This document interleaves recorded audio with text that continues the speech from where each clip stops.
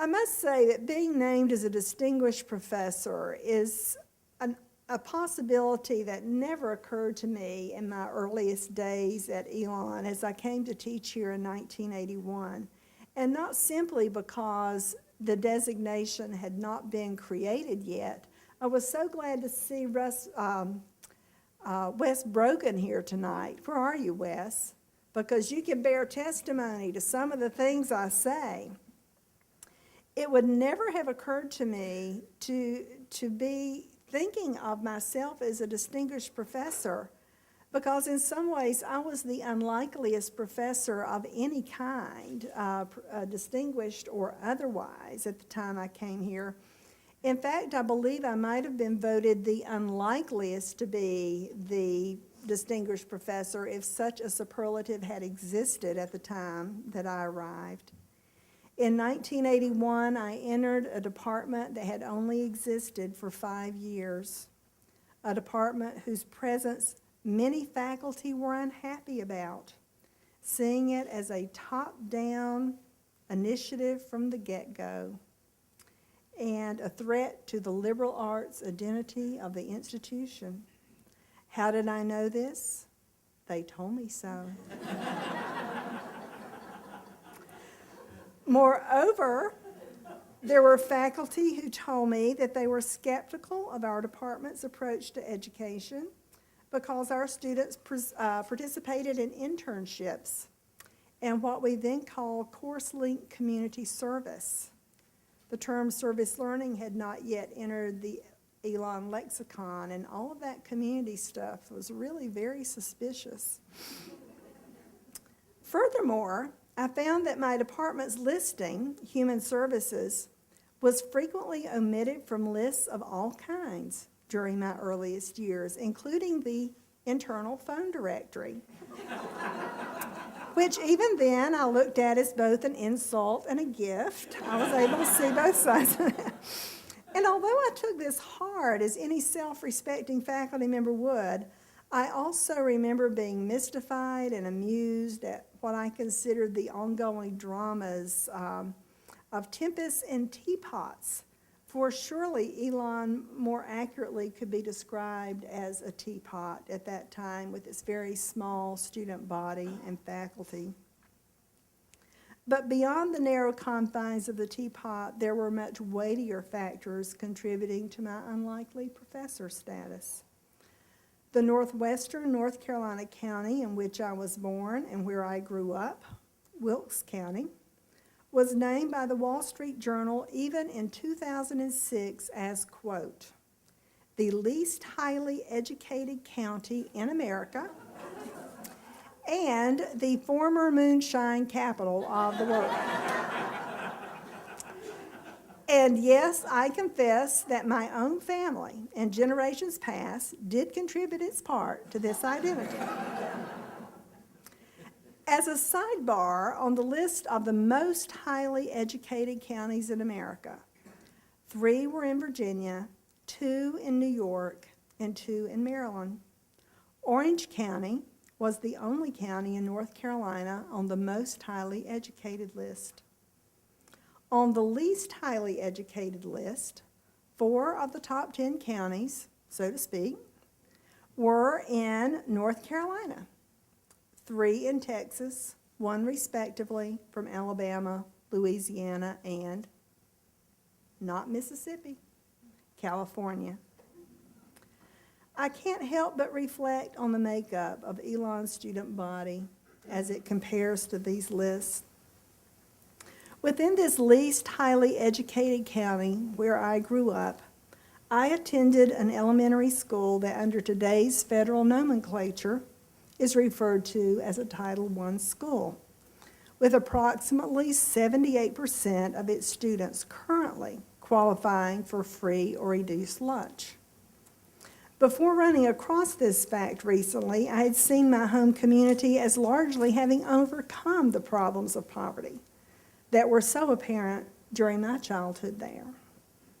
My own children, seated at the table, however, even in recent years, had expressed that when they visited the area, they felt self-conscious about their relative affluence and felt that they were navigating a somewhat foreign culture there.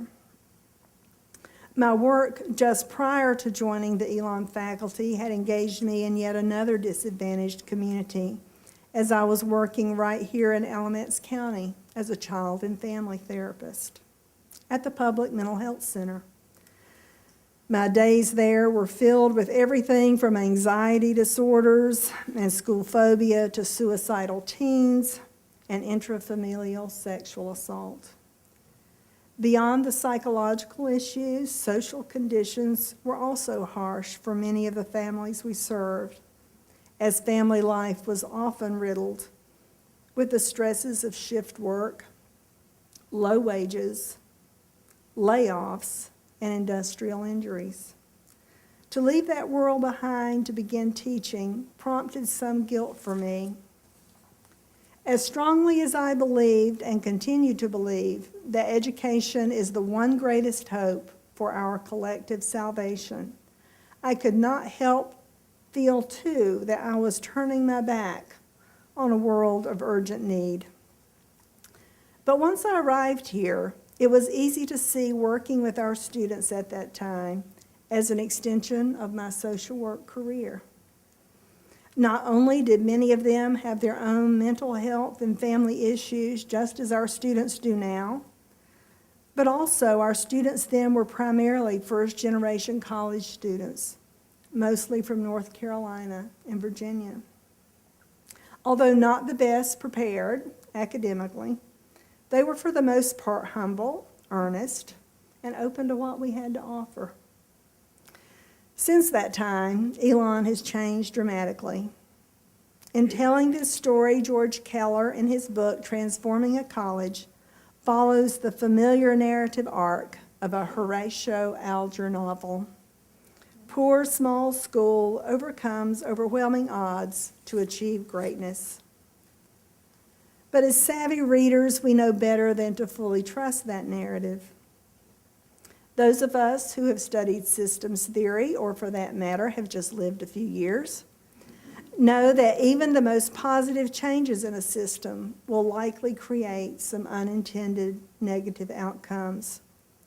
Squarely focused on this theme was one of the first books I was assigned in my graduate program, entitled Loss and Change. It explored the inextricable linkages of these two phenomena and seems relevant here. Elon has changed dramatically and positively in the past 30 years, but there have also been losses.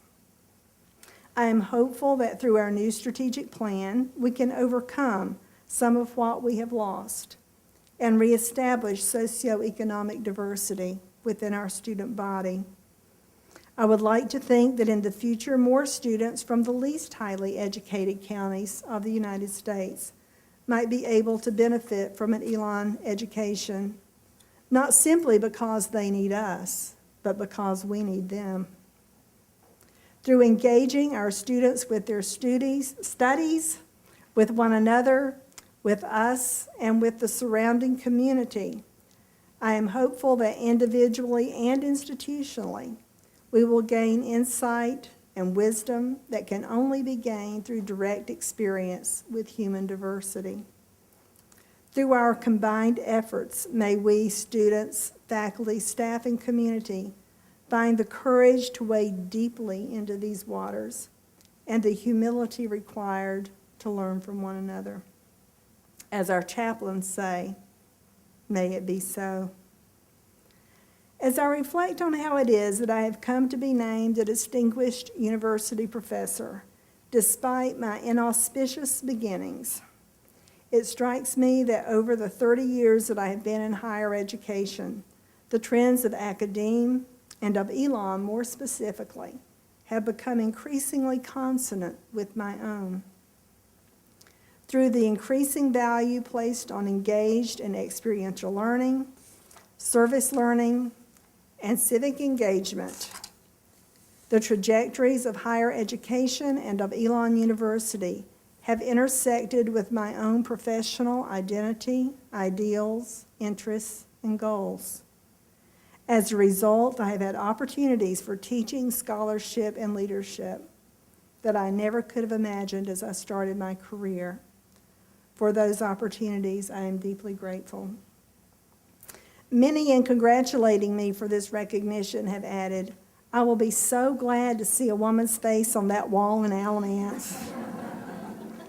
John, Tom, Russ, we admire you, and we love your faces on that wall.